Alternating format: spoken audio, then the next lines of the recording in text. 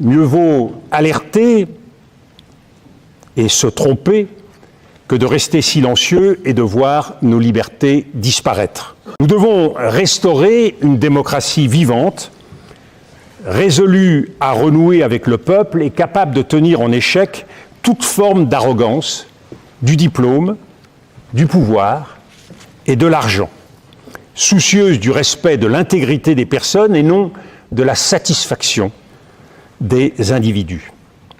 Le temps est au sursaut, il n'est pas encore aux solutions définitives. Aujourd'hui, il s'agit d'abord de prendre la mesure du danger et de comprendre la nécessité de mener la bataille sur deux fronts, à la fois à l'intérieur, mais aussi à l'extérieur.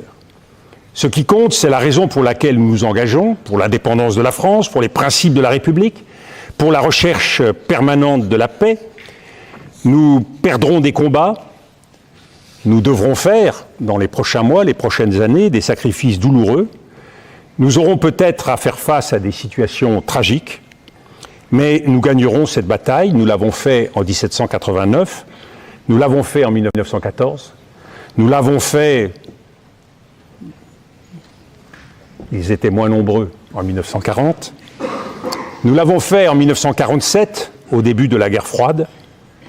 Nous connaîtrons des revers, des doutes, des critiques. Certains penseront qu'aujourd'hui, devant vous, je suis trop alarmiste. Peut-être.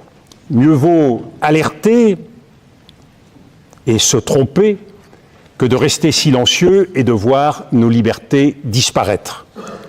À l'heure des sirènes de l'apaisement, ce qui compte, c'est comment chacun d'entre nous choisira de s'engager.